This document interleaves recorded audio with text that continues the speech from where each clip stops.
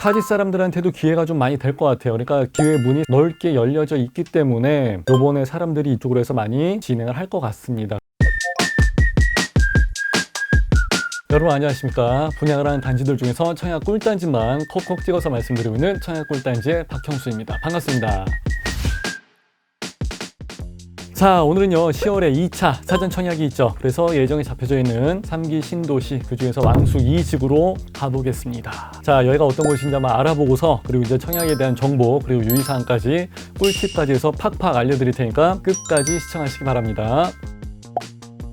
자, 왕숙지구 여기가 어떤 곳이냐? 남양주시 1패동, 2패동. 그래서 이제 1패, 2패 나뉘어져 있고 이제 그렇게 재밌게 나와 있습니다. 근데 이 중에서 이제 왕숙 2지구 같은 경우는 왕숙 1지구가 이제 크게 있고 그 밑에 이제 2지구가 조그맣게 이제 따로 하나가 더 있는 거예요. 두 군데가 좀 다릅니다. 근데 여기 같은 경우는 8월 31일 날 얼마 안 됐죠? 공공주택 지정 변경 2차가 있었습니다. 그래서 이제 승인 다 오케이 떨어졌죠. 그래서 면적이 약간 조금 축소가 된 부분이 있습니다. 그거 참고하시면 될 것 같고요. 자, 남양주 왕숙은 1지구 있죠? 큰 덩어리. 거기는 별내지구. 이제 서울에서 이제 오른쪽 위에 있죠? 별내지구에서 여기 오른쪽에 있습니다. 그래서 여기는 경춘선 들어가 있고요. 그리고 이제 GTX B 있죠? B라인 예정돼 있고요. 그리고 4호선 연장 그 위쪽으로 해서 여기까지 해서 연장이 되는 게 이제 왕숙 1지구예요. 여기 같은 경우는 이제 교통이 연결되는 게 여러 가지 라인이 있죠. 근데 남양주 왕숙 2지구 같은 경우는 다산지구의 오른편에 위치하고 있습니다. 그러니까 1지구 밑에 있는 거예요. 그래서 이제 여기 같은 경우는 사실 지금 현재 경의중앙선 밖에 연결이 되어 있는 게 없습니다. 그런데 사람들이 이제 교통 라인을 보고서 왕숙 1지구가 훨씬 더 낫지 않냐 이제 이런 식으로 해서 말씀을 하신 분들이 계시는데 대중교통이나 규모나 이런 게 조금 더 작기는 하지만 오히려 지금 가장 잘 나가고 있는 그 미사지구 있죠. 하남 스타필드 있는데 이쪽이랑 사실 굉장히 가깝습니다. 그렇기 때문에 어떻게 보면은 서울이랑 경기가 5km 정도밖에 나오지도 않고 접근성 자체가 어차피 뭐 강북 다 있고 하니까 어떻게 보면 여기가 좀 더 괜찮지 않은가 이런 식으로 해석을 하시는 분들도 계십니다. 자, 여기 같은 경우는 원래 한 1만 4천 세대 정도 생각하고 있고 3만 3천 명 정도 계획을 하고 있는 곳입니다. 그래서 28년도 12월 달까지 해서 이제 준공이 예정이 잡혀져 있습니다. 요번에 2차 사전 청약을 하지 않습니까? 그때는 인천계양이 좀 많이 뜨고 그랬었는데 요번에 2차 같은 경우는 규모가 가장 크게 잡혀져 있는 데가 왕숙 2지구입니다. 그래서 아마 여기에 사람들이 많이 몰리게 될 것 같아요. 그리고 여기 같은 경우는 다른 지역이랑 좀 다릅니다. 그래서 이제 당에 100% 청약으로 해서 끝나는 게 아니라 3대 2대 5 비율 있죠. 그래서 남양주 당해로 해서 1년 이상 거주하신 분들, 이분들한테 일단은 30% 물량 떼어드리고, 그리고 이제 경기도에서 6개월 이상 거주하신 분들한테 20% 물량 커터드리고, 나머지 50% 물량은 그냥 수도권에서 거주하신 분들, 이분들한테도 50% 물량을 배정을 해드립니다. 그렇기 때문에 타지 사람들한테도 기회가 좀 많이 될 것 같아요. 그러니까 기회 문이 넓게 열려져 있기 때문에 요번에 사람들이 이쪽으로 해서 많이 진행을 할 것 같습니다. 그래서 남양주에서 1년 이상 사셨다 그러면은 당해에서 한 번, 경기도에서 한 번, 그리고 수도권에서 한 번 해서 총 3번의 기회를 잡게 되실 것 같아요. 이만큼의 기회는 없는 거예요. 그러니까 여기서 무조건 청약 넣고서 무조건 당첨이 돼야 되는 거예요. 3번의 기회를 줬는데도 안 된다 그러면 그건 진짜 팔자예요. 어쩔 수 없는 거예요. 사전 청약 물량이 중요하죠. 그래야 나의 당첨 확률이 올라가기 때문에. 자, 여기 같은 경우는 3기 신도시 2차 있죠. 그래서 1,400호 정도가 나가게 되는데 그 중에서 10월 달에 공공분양 물량으로 해서 요번에 공급이 됩니다. 근데 신혼희망타운 물량은 없습니다. 시범단지로 해서 A1 그리고 A3 블럭이 1,400세대 요번에 2차 사전 청약을 하는 게 이제 요번에 해당되는 거예요. A1, A3. 자, A1 블럭 있죠. 여기 같은 경우는 왕숙 2에서 지리적으로는 맨 왼편에 자리 잡고 있습니다. 그러니까 서울에서 가장 가까운 곳이죠. 그리고 이제 A3는 그 옆에 녹지 공간 하나 있고 학교 있고 그런 다음에 이제 그 옆에 오른쪽에 위치하고 있는데 중심 상업지구에서 약간 왼쪽에 있습니다. 그러니까 여기도 사실 입지는 괜찮은 것 같아요. 둘 다 중간에 녹지 공간 있고 학교 부지 같이 끼고 있기 때문에 여기는 알면 알수록 인기가 진짜 많게 될 것 같습니다. 그래서 이제 사람들이 얼마에 나오냐 하시는데 거의 이제 평당 1,300 정도. 근데 이거 사실 평당 1,300으로 해서 이야기하기에 되면 오차가 좀 큽니다. 왜냐면은 55 타입에서 평당가하고 84 타입에서 평당가가 좀 달라지기 때문에 그러는데 일단 84 타입 기준으로 해서 말씀드리게 되면은 거의 5억 언더까지는 나와줘야 되지 않냐. 이제 사람들이 이렇게 많이 말씀들을 하십니다. 한 4억 5천에서 5억 정도까지 나오게 되면 그래도 괜찮게 되지 않을까 기대를 한번 해봅니다.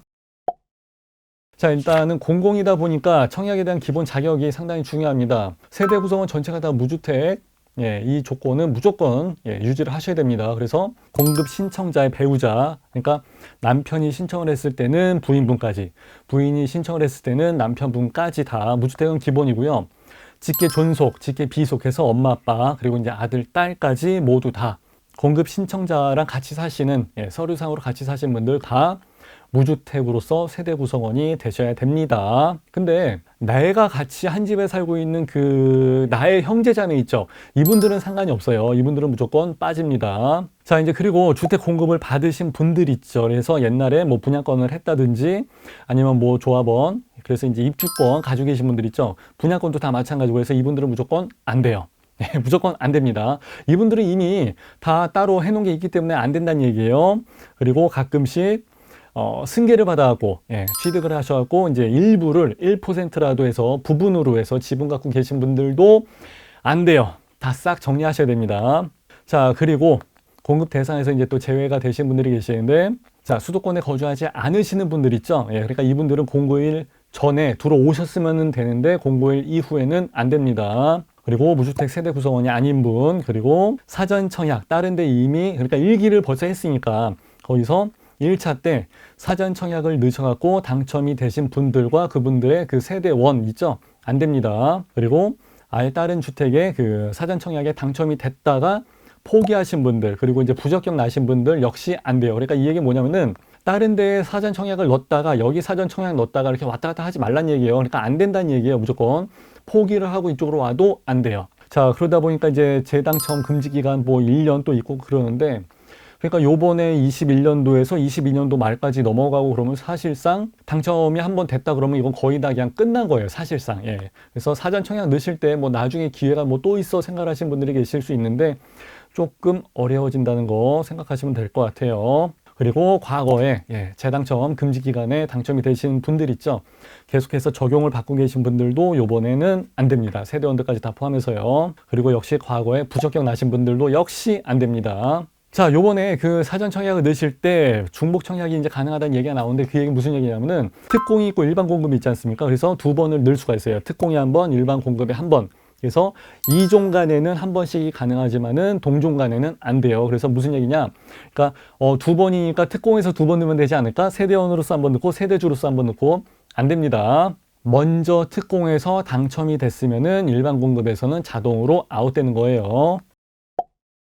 근데 이게 일반적인 민영 아파트에서 분양하는 거랑 다르게 공공 분양이잖아요. 그죠? 공공이다 보니까 소득에 대한 기준하고 자산에 대한 기준은 있습니다. 이 기준은 무조건 맞춰줘야 되는데, 일단은 뭐 신혼특공이나 생초 같은 경우에서 소득 기준 적용되는 거 그거 참고하시면 될 것 같고, 부동산은 2억 1,550만 원 기준, 그리고 자동차는 3,496만 원 기준이 있습니다. 그 조건에 충족이 돼야 됩니다. 자, 그리고 이제 일반 공급 같은 경우도 이제 15% 물량이긴 하지만은 민간 아파트에 우리 일반적인 그 청약을 할 때 있지 않습니까? 그때는 전용 60제곱 언더로 해갖고 그 공시지가 1억 3천으로 해서 한 채를 갖고 있는 것 같은 경우에는 그거는 무주택 요건으로 해서 빼줬습니다. 근데 이것은 특공과도 같은 일반 공공에서 분양을 한 거기 때문에 여기서는 해당이 되지 않습니다. 이런 경우는 무조건 기준에서 탈락입니다. 참고하시면 될 것 같고요. 그리고 60제곱 초과되는 거 여기서는 소득과 자산에 대한 기준은 없습니다. 참고하시면 될 것 같고, 요번 같은 경우는 84 타입이 있기 때문에, 그리고 74 타입이 있기 때문에 적용이 되는 부분이 있습니다. 여기 같은 경우는 일단 공공으로 해서 나온 거기 때문에 당첨일, 본 청약에서 당첨이 되고 난 다음에는 일단 전매 제한이 한 10년 정도 가게 될 것 같고요. 그리고 입주할 때까지는 당연히 무주택으로 가셔야 되고요. 그리고 거주 의무가 있습니다. 여기서는 중도금 대출까지 당연히 이제 실행을 하시게 되면 일단 5년 실거주 전입 조건 해서 적용을 받게 되실 것 같습니다.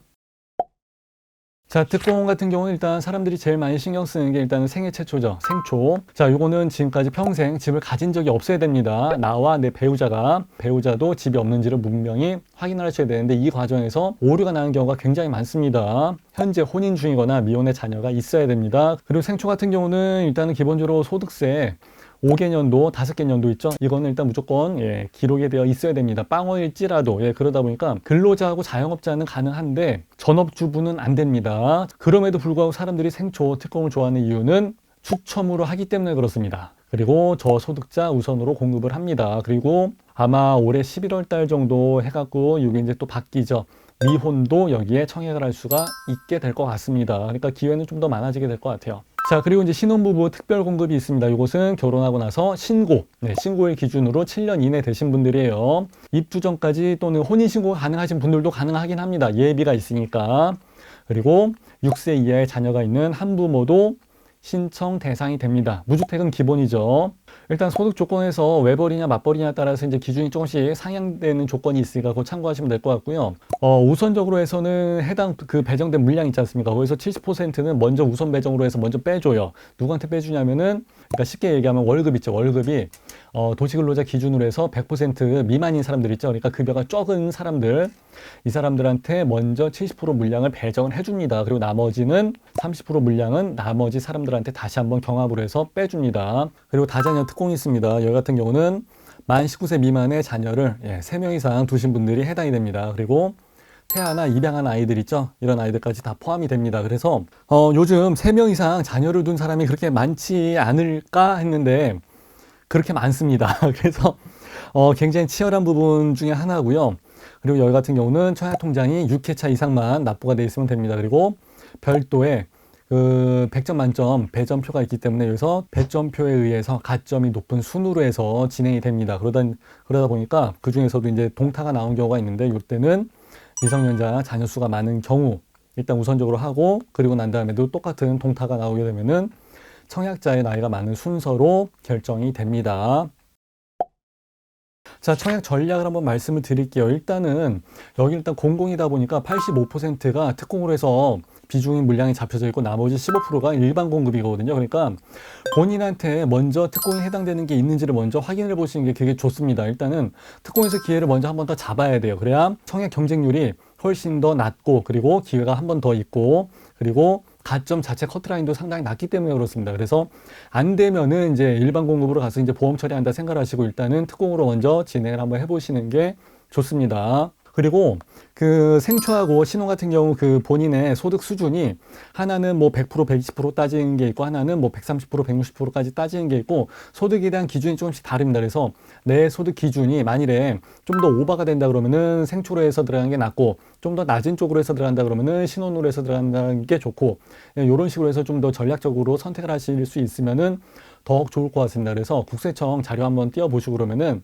그 소득 기준 항목 같은 게 있습니다. 그래서 21번 항목에 나와 있으니까, 국민건강에도 나와 있으니까 그거 한번 보시고서 어디 쪽으로 해서 이제 커트라인에 걸리지 않는지를 한번 확인을 해 보시는 게 좋을 것 같아요. 그래서 이제 거의 보시게 되면은 이제 다자녀나 신혼에서 그 어디로 청약을 해야 되는지를 이제 조금 고민을 하신 분들이 좀 많이 계시긴 해요. 그렇기 때문에 이제 자녀가 많다 그러면 아무래도 다자녀로 가시는 게 많고, 소득 수준이나 이런 데에서 내가 수준이 별로 그렇게 뭐 많은 급여를 받는 게 아니다 그러면은 신혼이나 이런 생초 쪽으로 해서 가시는 게 좀 더 유리할 수도 있다는 거죠. 그리고 또 한 가지는 공급 물량 자체가 좀 다릅니다. 그래서 아무래도 배정되어 있는 공급 물량이 많은 쪽으로 해서 청약을 넣으시는 게 당첨에 좀 더 유리할 것으로 보여집니다. 그래서 항상 공급 물량, 세대수를 확인을 하시는 것도 좋을 것 같습니다. 그리고 참고적으로 말씀을 드리자면은 부동산 바다에서 계속 저도 꽤 오래 있었거든요. 10년 이상 있었는데 다자녀가 미달이 되는 경우가 있었습니다. 지금까지 한 2번 정도 봤는데